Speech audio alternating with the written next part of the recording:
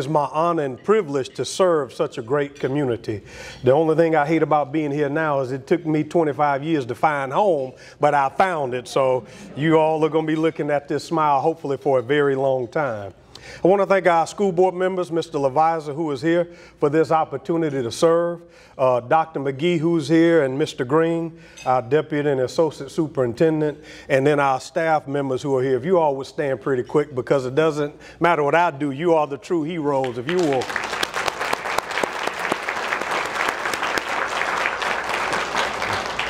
Our children are very blessed to have some great leaders and teachers in this district, and I can say that because I've been in 6 other school districts, so I have something to compare it to, which leads me to my first comment about this community. Sometimes when you don't go anywhere else, you don't understand how great you are. And I can tell you, I've been all over this state from the top to the bottom, the center. You all are a great community. The support, the willingness to help, everything is overwhelming. I've talked to other superintendents and said, man, this is an unbelievable community, and I'm just very, very fortunate, and I am more than a humble person. I live with humility, and I am certainly appreciative of this opportunity. I want to start off by bragging, because I like to brag, and we've got a lot to brag about in this district.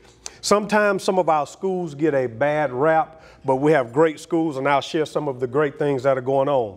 Our accountability rating. We are embargoed right now, but I think you all will be happy. In fact, you read through that in a second. I think you all will be happy when they do come out. We have grown in proficiency at every school, in every grade in ELA and math, which means we're on the right trajectory to get to where we want to be, and that's outstanding. There are not many schools or districts in the state that can say that that happened everywhere in their district, and we can. Beechwood and Bovina were both named model schools for the science of reading by the Mississippi Department of Education, which is an outstanding honor. Our college-ready students, last year's graduating class received 7,125 credit hours through AP and dual enrollment, which is outstanding. District-wide, our students earned 8,574 credit hours through those same avenues. And at RCEC, of the 60 graduates, 42 of those students received their associates, which is outstanding.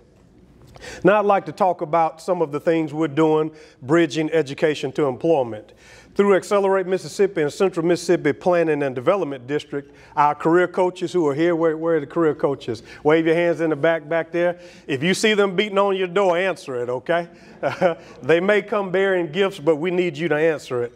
They are going to work on finding paid internship opportunities for our students. That's one of the things we want to start pushing, and I think Pablo has more to talk about there. We have 7 students in Mississippi State and Alcorn State engineering classes, and those kids get up at 7 o'clock in the morning, where other students come later to be a part of that program.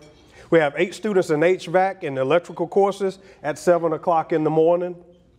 681 students taking CTE courses at Hines, and that includes welding, automotive, carpentry, energy, precision machining, welding, agricultural, culinary arts, early childhood, health, science, law and public safety, marketing, simulation and animation, and work-based learning. So our kids have opportunities that other kids across this state are not receiving. 373 of those students, of our other students, are taking CTE courses at Vicksburg High and Warren Central High. 14 students are enrolled in Alcorn State dual credit general biology right now. If I wanted to stir everybody up, I would have said Alcorn, but I don't want to do that. So I want to get out of here. I know how to. So, and we're working on other micro credentials and things like that. This past summer, we had 5 camps that we hosted in the district in June. 12 students participated in manufacturing. We had an article in the paper about that. 7 students participated in biomedical science, and more than 50 participated in a science camp. So as you can see, we have a lot going on in our district, and I'm glad that I'm here, because one of the things we're about to do is reestablish a strategic plan, and we may be calling on some of you to help with that plan, because it is the community's plan. We execute it, but we serve the community, And if you want a healthy community, you have to have a healthy school district. So we will be asking some of you all to participate in that strategic plan so we can keep the district moving forward. Some of the goals we have for the district: number one is to put systems in place to make sure that the great things that we have in place they continue after we're gone. We do some great things like Leader in Me that this chamber invested in several years ago. We have 4 lighthouse schools, and we are one of the only school districts in the nation. We have 2 legacy schools. So that is outstanding, and the district appreciates that contribution. The goal for that is to have all 16 schools lighthouse status by the time I'm gone, which I hope is a long way down the road. Our career academies, Mr. Green is working on, and Mr. Sparza and all of our executive committee. Our goal is to have our career academies model status.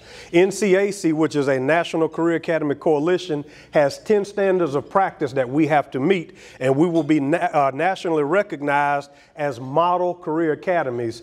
And we're one of 3, I think, in the state that are wall-to-wall academies, meaning every one of our kids have an opportunity to participate in a career academy.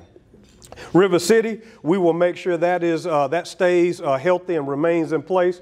I had a great meeting with Dr. Vasek yesterday from Hines Community College. We've talked about ways to expand that program and to make sure we continue to serve those students, because I think that's something the community is very proud of and should be. So we want to make sure that's sustainable. Our District of Innovation, we want to put out more information about the positive things that are happening in our school district. I've charged Mr. Ross, or as we've come to know him as Uncle Curtis, so he's not Mr. Ross anymore, he's Uncle Curtis.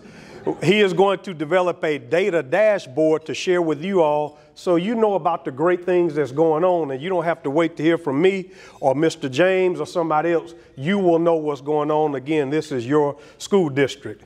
So we will continue to push to be a district of innovation.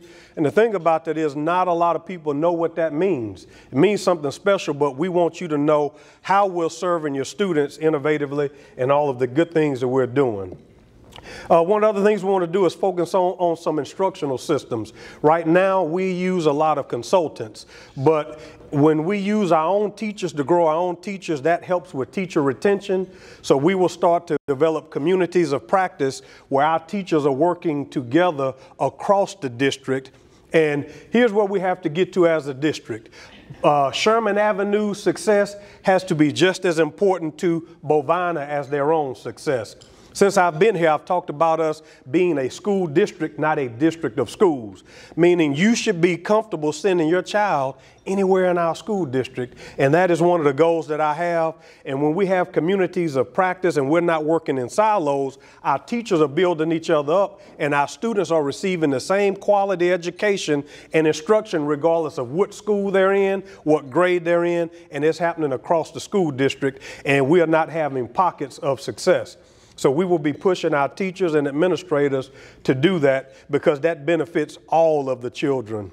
One of the things I firmly believe in is that all means all, not a certain neighborhood, not certain kids. It has to be all. And one of the things I think our staff has learned is that I am in it for the kids, and it's all about the kids for me. If you want me to show up, have some food, or tell me the kids need me, and I'll be there. So. The other thing we're focusing on is safety and security. I think it's very important that you all feel comfortable sending your children to our school. We have our community's most precious commodity and resource, and that is our children. So we are focusing on that, Ms. Jones. We're about to invest probably a little bit over $1 million in more cameras so we can make sure our kids are safe and our teachers are safe as well. And then workforce development. We have our Academy Business Liaison and Coordinator here, Mr. Hunter. You can raise your hand. If you see him, answer his call or let him in the building as well.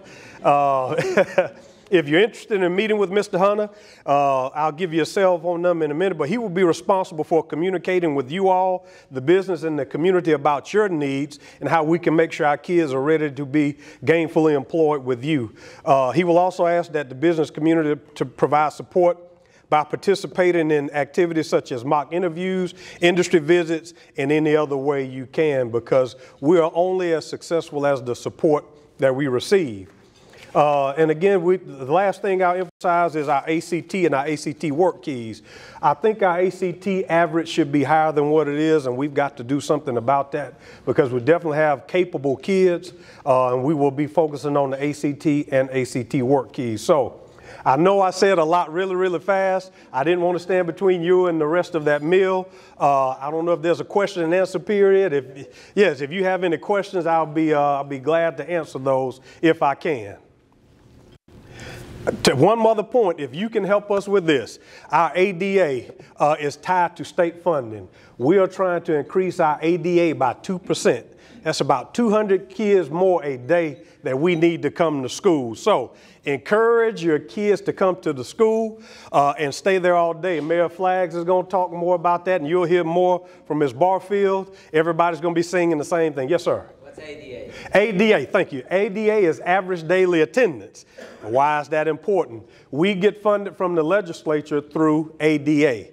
When do they do that? They probably do it at the worst time there is, in October and November, when everybody's got the flu or they're starting to go hunting and school is the last thing on their mind. So we need them to start off that way because we don't want chronically absent students. If you miss 2 days a month for a portion of the year, you are considered chronically absent, and the likelihood of you graduating with your peers decreases significantly. So we need their faces in the places and their feet under the seat, okay? What is our average ACT now? Average ACT is 16 point something. I don't have that exact number, but it's about 16.